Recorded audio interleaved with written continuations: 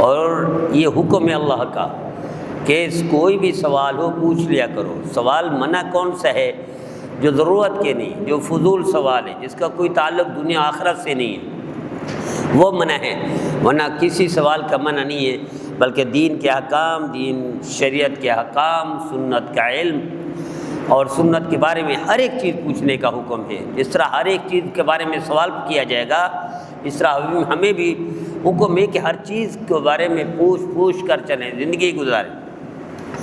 بہت ساری چیزیں انسان کو خود پتہ نہیں چلتا وہ غلطیاں کر رہا ہے، یا نافرمانی کر رہا ہے، یا کوتاہی اور سستی کر رہا ہے، دوسرے کو معلوم ہو جاتا ہے۔ تو یہ بھی ایک طریقہ ہے اصلاح کا کہ اپنے آپ کو حوالے کر دے کسی کے۔ اس لیے اہل اللہ کی صحبت وہ بھی ضروری ہے، علماء کی صحبت وہ بھی ضروری ہے، اہل علم کے ساتھ اٹیچ رہنا وہ بھی ضروری ہے۔ بلکہ حضرت تھانوی رحمۃ اللہ علیہ فرمایا کرتے تھے کہ اہل اللہ کی صحبت فرض عین کے قائم مقام ہے۔ تو میرے عزیزوں، میں وہی بات عرض کر رہا تھا، دنیا میں مثلا ہر ایک فن ہے، ہر ایک فن کے لوگ ہیں، اس فن کے بارے میں ان سے پوچھا جائے گا۔ پاکستان میں المیہ یہ ہے، کوئی وکیل ہے تو وکیل پر کوئی اس کے فیصلوں پر، کوئی اس کی وکالت پر کوئی تنقید نہیں کرتا۔ اسی طرح کوئی ڈاکٹر ہے، ڈاکٹری نسخے لکھتا ہے یا ڈاکٹری علاج کرتا ہے یا آپریشن کرتا ہے، اس پر بھی کوئی بحث نہیں کرتا، کوئی تنقید نہیں کرتا۔ انجینئر ہے، وہ چاہے جیسا تیسا کیسا نقشہ بنا دے، وہ جیسی بلڈنگ کھڑی کر دے، وہ جیسی تعمیرات کروا دے، یا جیسی تعمیرات میں اکھاڑ پچھاڑ کروا دے، اپ اینڈ ڈاؤن کروا دے، یا تبدیل کروا دے نقشے کو، اس سے کوئی سوال نہیں پوچھتا، کوئی تنقید نہیں کرتا۔ لیکن المیہ دیکھیے پاکستان میں اور دنیا میں ہوگا اتنا نہیں ہے جتنا پاکستان میں ہے، کہ اگر دین کے علم کے بارے میں دیکھیں تو پاکستان میں ایسا لگتا ہے کہ ہر شخص مفتی بن جاتا ہے۔ یعنی جس کو بسم اللہ کا ترجمہ نہیں آتا، جس سے وضو کے فرائض پوچھے جائیں تو وہ پتہ نہیں ہوگا، جس کو غسل کا صحیح طریقہ پوچھا جائے تو وہ علم نہیں ہوگا، جس کو کلمہ پوچھا جائے تو وہ بھی پتہ نہیں، اور جس کو یہ کہا جائے دعائے قنوت سنا دو تو شاید وہ 100 میں سے 2 بھی نہ سنا سکے۔ لیکن دین کے بارے میں اگر کوئی عالم بات کرتے تو اس پر تنقید اور اس پہ توپو کرو کر دیتے، اور ان سے کوئی پوچھتا بھی نہیں۔ حالانکہ ایک اخلاقی وہ ہونا چاہیے، ہمارا پیمانہ ہونا چاہیے کہ کہاں اور کس جگہ پر کیسے تنقید کرنی ہے اور کس طرح تنقید کرنی ہے۔ تو لیکن ہمارے یہاں المیہ یہ ہے کہ ہر بندہ مفتی بن جاتا ہے۔ آپ اندازہ کریں دنیا میں بڑے بڑے ایوارڈ جس شخصیت کو ملتے ہیں بینکنگ پر، دنیا میں بڑے بڑے ایوارڈ ملتے ہیں، عہدے ملتے ہیں، اور عہدوں کا حقدار ہے اور عہدے ملے ہوئے ہیں کس کے؟ معیشت کے۔ دنیا کے بڑے بڑے بینکار جن کی بینکاری کو تسلیم کرے، دنیا کے بڑے بڑے معیشت دان جن کی معیشت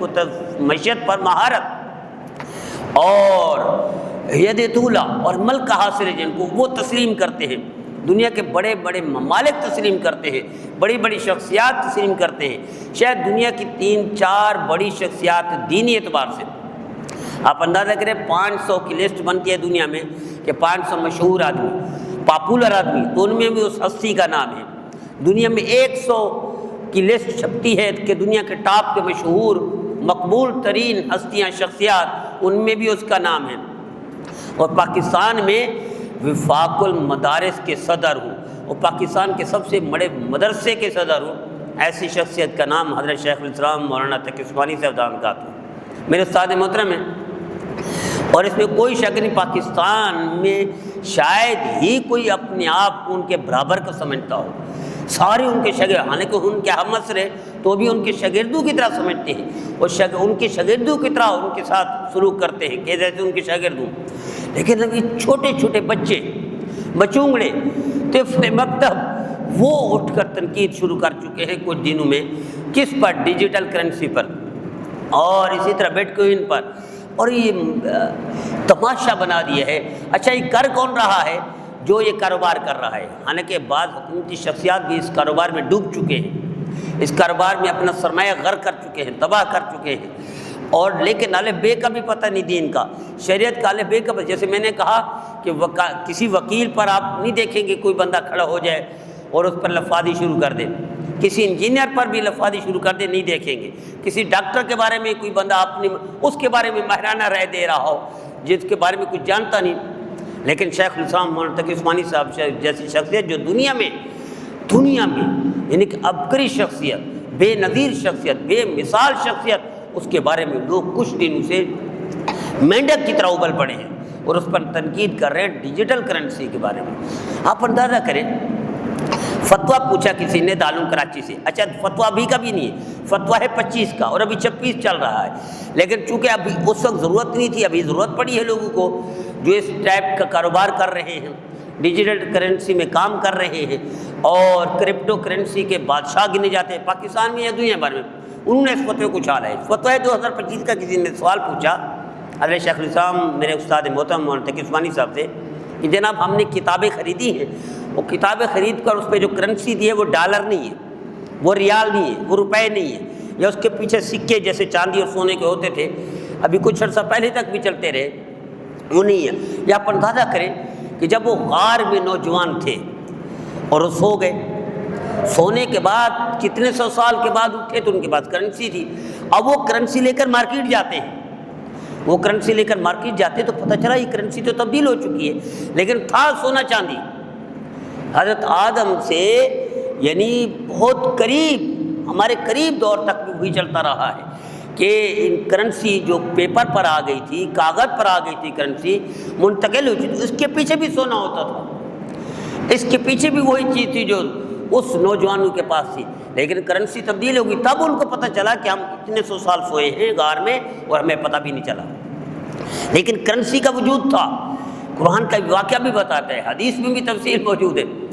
اچھا، اب دنیا میں جتنی کرنسی، اس میں کوئی شک نہیں، شروع میں اس پر بھی اختلاف تھا کرنسی پر، لیکن بادر نخاس علماء نے بھی قبول کیا کہ چلو ٹھیک ہے، اس کے پیچھے وہی سکے ہیں، وہی چاندی کے ہیں یا سونے کے ہیں، یہ جو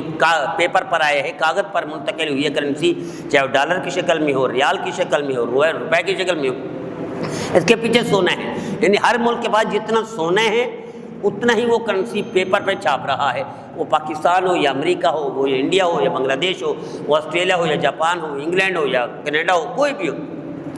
لیکن وہ ایک وجود تھا۔ اب یہ کرنسی چلیے کرپٹو کرنسی، اس پہ لوگ بڑے بڑے، اچھا یہ کام کون کر رہا ہے؟ جو جوا کھیلتے ہیں، جو قمار کے بادشاہ ہیں، جو سٹے بازی کرتے ہیں، جو بڑے بڑے مثلا میچ ہے بھی کون جیتے گا فلاں جیتے گا اس پر جوا کرتے ہیں، یا کبڈی کا میچ ہے یا فٹ بال کا میچ ہے یا ہاکی کا میچ ہے، یا ویسے جوئے کے ماہر ہیں وہ لوگ، جوئے سٹے کے اڈے چلاتے ہیں، وہ لوگ اس کرپٹو میں کام زیادہ کر رہے ہیں اور اس میں فراڈ ہو رہے ہیں، اس میں دھوکہ ہو رہا ہے، اور صاف ذہن مفتی کے پاس تو رات دن مسائل آتے ہیں۔ تو اس لیے میرے استاد محترم کے پاس یہ فتویٰ آیا کہ جناب ہم نے کتابیں خریدی ہیں، کتابیں خریدنے کے بعد ہمارے پاس روپے بھی نہیں تھے، ڈالر بھی نہیں تھے، درہم دینار بھی تھا، ریال بھی نہیں تھا، ہم نے کرپٹو کرنسی میں عوض ادا کیا ہے، یعنی اس کا بدلہ دیا ہے، یعنی کہ پیمنٹ ادا کی ہے، کیا شرعاً جائز ہے؟ میرے استاد محترم نے کہا نہیں، یہ جائز نہیں ہے۔ اس کے پیچھے وجہ یہ ہے کہ دیکھیں کرنسی تب قبول ہوتی ہے دنیا میں کسی ملک میں، اب بھی کرپٹو کرنسی بعض ممالک میں جائز ہے، اور وہاں جا کر اگر یہ کام کرپٹو کا کرتے تو حلال ہوگا، بعض ممالک میں جائز ہے۔ اس کے پیچھے کیا ہونا چاہیے؟ حکومتی سرپرستی ہونی چاہیے کہ کل کو فراڈ نہ ہو، چیٹنگ نہ ہو، کوئی دھوکہ بازی میں استعمال نہ کر سکے اس کرنسی کو، حکومتی گارنٹی ہونی چاہیے پیچھے، جیسے ہمارے روپے پر لکھا ہو نا ہم لہذا کو ادا کرے گا، روپے پر شاید ابھی بھی لکھا ہوا ہے یا پہلے لکھا ہوا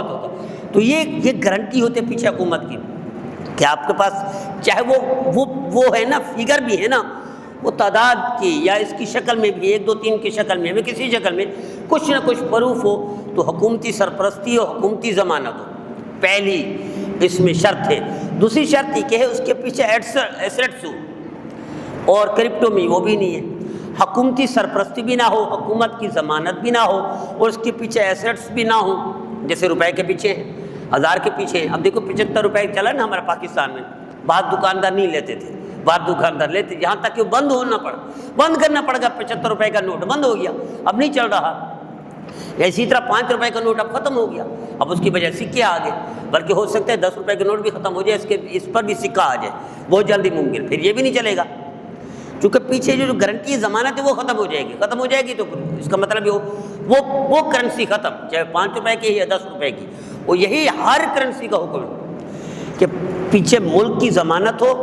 پیچھے اس کے پیچھے ایسٹس ہوں، اور اس کا وجود ہو پریکٹیکلی، جیسے ہم چھو سکتے ہیں، سکہ ہے اس کو چھو سکتے ہیں، چاندی کا ہے، سونے کا ہے، تبھی اس کو کرنسی تسلیم کرتے رہے، اور پوری تاریخ میں 10,000 سال تاریخ میں اس کے بعد پیپر پر کرنسی تبدیل ہوگی، اس کو بھی چھوٹ سکتے ہیں پریکٹیکل میں۔ یہ تین شرطیں ہیں،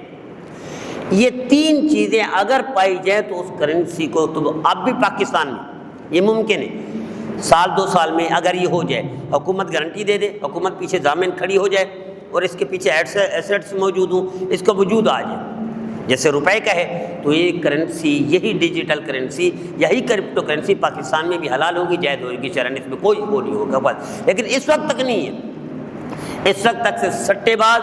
جوئے باز، فنکار، مکار، عیار، گلوکار لوگ استعمال کر رہے ہیں، چاہے اس میں حکومتی شخصیات ہو۔ ابھی کروڑوں روپے ڈوبے ہیں حکومتی شخصیات کے، جو ٹاپ کے حکومتی شخصیات کے عہدے پر بیٹھے ہوئے ہیں، اس کے بیٹے کے کروڑوں روپے ڈوبے ہیں، اور عام لوگ تو ڈوب رہے ہیں۔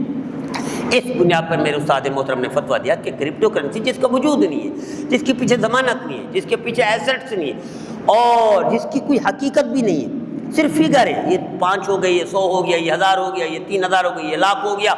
بس اس کی کوئی شرعاً کوئی اعتبار نہیں ہے۔ اس پر دیا میرے استاد محترم نے فتویٰ، اس پر مینڈک کی طرح ابل پڑے ہیں نوجوان بچے، جن کو میں جیسے یاد کر چکا ہوں، وضو کے فرائض آپ ان سے پوچھ لو، جو ابل رہے ہیں نا، مینڈک کی طرح اچھل کود کر رہے ہیں، ان کو وضو کے فرائض نہیں آئیں گے، ان سے نماز کے فرائض پوچھ لو، نہیں آئیں گے۔ آپ ان سے پوچھو قل هو اللہ احد، آپ کو معلوم ہے ہمارا وزیر قانون، ہمارا وزیر داخلہ، یہ 2 شخصیات،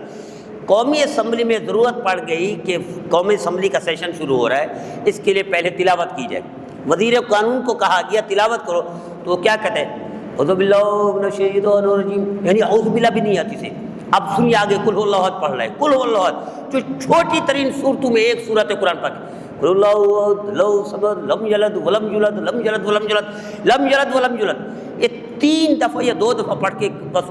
شرمندہ ہو کر بیچارہ چپ کر بیٹھ گیا۔ وزیر قانون بھی ہے میرا اور آپ کا، اور وزیر داخلہ، یہ دونوں نے پڑھی، دونوں نے اسی طرح پڑھی۔ یعنی جس کو قل هو اللہ احد نہ آئے، اور وہ شیخ الاسلام جس کو دنیا تسلیم کرے کہ سب سے بڑا عالم ہے، سب سے بڑا محدث ہے، سب سے بڑا فقیہ ہے، سب سے بڑا مفسر ہے، دین کا سب سے بڑا عالم ہے، دین کی سب سے بڑی شخصیات ہے، کہ 500 ٹاپ کی شخصیات دنیا میں، ان میں بھی ایک کا نام شامل ہے، 100 شخصیات دنیا میں، ان میں ان کا شامل ہے، پاکستان پورے کے علماء جس کے آگے دوزانو، بلکہ پاکستان کیا، حرمین شریفین، بیت اللہ اور مسجد نبی کے اماموں کو دوزانو ہو کر بیٹھے ہوئے میں نے دیکھا ہے۔ چونکہ میں شاگرد ہوں، ان کے ساتھ رہا ہوں، ان کے ساتھ سفر بھی کیے ہیں، اور میں ان کے ساتھ اٹیچ رہا ہوں دارالعلوم کراچی میں پڑھتے ہوئے، تو حرمین شریفین کی امام جس کے لیے میں اور آپ ترستے ہیں کہ ہاتھ ملا دے، زیارت کر لیں، ہاتھ تو نہیں ملاتے ابھی، وہ منع ہے ان کو کہ حملہ نہ ہو جائے، اللہ نہ کرے، لیکن زیارت کرنے کو بھی ہم فخر سمجھتے ہیں۔ وہ 2 زانو بیٹھ کر ان سے اجازت حدیث لینا یا کچھ طلب کرنا، ان سے معلومات لینا، کچھ سیکھ لینا، وہ فخر سمجھتے ہیں۔ ایسی شخصیت پر مینڈک کی طرح بلنے والے نومولود بچے وہ کھڑے ہو گئے، وہ تنقید کر رہے ہیں ان کے فتوے پر۔ اللہ ہمیں سمجھ عطا فرمائے، اللہ ہمیں ایسی شخصیات کی قدر دانی کی توفیق عطا فرمائے۔ آپ یقین کریں پاکستان میں اتنی قدر نہیں ہے جتنا دنیا بھر میں ہے۔ اب دنیا بھر میں کہیں چلے جائیں، دنیا بھر میں کہیں چلے جائیں، مجھے اور آپ کو، ہمارے وزیر اعظم کو بھی کوئی نہیں جانتا، ہمارے صدر کو بھی کوئی نہیں جانتا، ہمارے وزرائے اعلیٰ گورنر کو بھی کوئی نہیں جانتا، لیکن آپ وہیں کھڑے ہو کر جہاں دنیا کی کسی میں پوچھے شیخ الاسلام کو جانتے ہیں مولانا تقی عثمانی صاحب، دنیا کے ہر کونے میں لوگ جانتے ہیں، ہر خطے میں لوگ جانتے ہیں، ہر محلے میں لوگ جانتے ہیں۔ ایسی شخصیات پر ایک نومولود طفل مکتب، معصوم سے بچے، بلنگڑے، کھیلنے والے، کھیل کود کی عمر ہے جن کی، وہ فتوے پر تنقید کر رہے ہیں۔ یہ المیہ ہے، یہ افسوس ہے ہمارے پاکستان کے لیے، اور بلکہ مسلمانوں کے لیے، کہ کلمہ تک نہیں آتا ان کو۔ آپ یقین کہ آپ ان کو کہو دوسرا کلمہ کیسا ہے، نہیں سنا پائیں گے، تیسرے کلمے کا وجود ہے دنیا میں، نہیں سنا پائیں گے۔ بلکہ ایک بندے سے پوچھا گیا بھئی وہ سناؤ،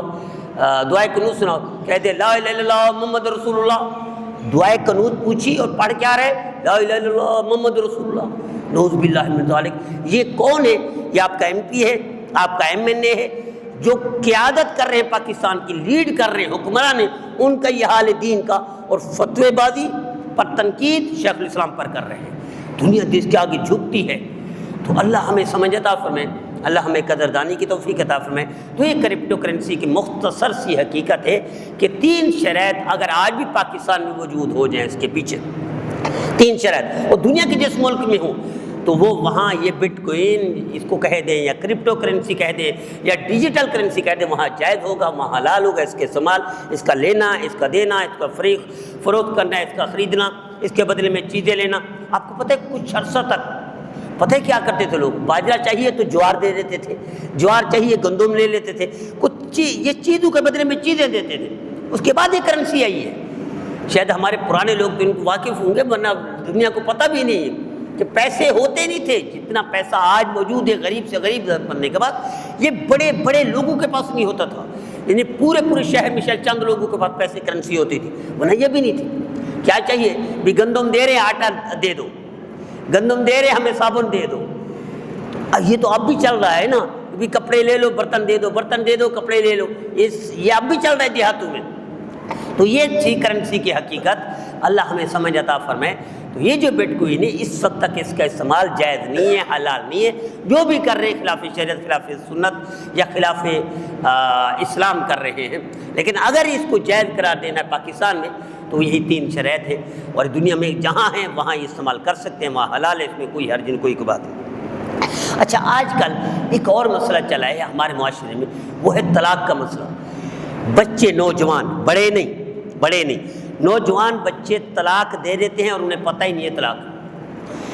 3 دن پہلے ایک فتویٰ آئے، کسی ساتھی نے پوچھا کہ بچے نے کہا تو آزاد ہے، تو آزاد ہے، تو آزاد ہے، میرا تم سے کوئی تعلق نہیں، میرا تو۔ اچھا، اب جب اس سے پوچھا کہ ابھی میرے پاس ہے نا، میں نے کہا یہ تو طلاق ہو گئی، اگر اس کی نیت اطلاق کی تھی اور جھگڑا پیچھے بحث بھی طلاق کی چل رہی تو یہ طلاق ہے۔ اس نے کہا نہیں، میں نے لفظ طلاق کی نہیں بولے، ایک بات۔ دوسری بات تو کہتا ہے میری بیوی اس وقت موجود نہیں تھی، 2 باتیں۔ تیسری بات کہتا ہے میری بیوی کے خاندان میں کوئی بھی نہیں تھا، 3 باتیں۔ چوتھی بات کہتا ہے میں نے تو لکھا نہیں ہے، لہٰذا سے کوئی تعلق نہیں۔ یہ جو الفاظ ہیں نا، جو بیوی کو نوجوان بولتے ہیں، نوجوان، بوڑھے نہیں بولتے، بڑی عمر کے نہیں بولتے، جن کو تھوڑا سا بھی علم ہے وہ نہیں بولتے بیوی کو میرا تم سے کوئی تعلق نہیں، یہ طلاق کے الفاظ ہیں۔ تو مجھ سے آزاد ہے، یہ طلاق کے الفاظ ہیں۔ تو اپنی ماں باپ کے گھر چلی جائے، یہ طلاق کے الفاظ ہیں۔ میں آج کے بعد تیرے قریب نہیں آؤں گا، یہ طلاق کے الفاظ ہیں۔ اور تم میرے قابل نہیں ہے، یہ طلاق کے الفاظ ہیں۔ میں تیرے قابل نہیں، یہ طلاق کے الفاظ ہیں۔ تو میری ماں کے برابر ہے، یہ طلاق کے الفاظ ہیں۔ تو بہت سارے الفاظ نوجوان بچے، حضرت شیخ الحدیث زکریا رحمۃ اللہ علیہ لکھا ہے فضائل اعمال میں، بہت سارے گھروں میں طلاقیں ہو جاتی ہیں لیکن انہیں پتہ بھی نہیں ہوتا، وہ حرام کاری کر رہے ہوتے ہیں، زنا کر رہے ہوتے ہیں، لیکن انہیں خبر ہی نہیں ہوتی۔ اب اچھا، میں دارالعلوم کراچی سے داخلے سے پہلے یہ الفاظ پڑھے، میں نے کہا یار یہ بیچارے بڑھاپے میں کیا لکھ گئے، ایسے بھی ہو سکتا ہے کوئی طلاق دے پتہ نہ چلے۔ جب اس میں دارالعلوم میں داخل ہوا تو یہ احکام پڑھے تب مجھے پتہ چلا واقعی تو کریں۔ اچھا، اسی طرح ایک جگہ بیان کیا میں نے، حسن خیل KPK میں، یہ پشاور سے پہلے علاقہ ہے، یہ تھوڑا سا شاید 10 کلومیٹر یا 15 کلومیٹر کا علاقہ ہے دیہات میں، حسن خیل۔ وہاں میں بیان کیا اس پر،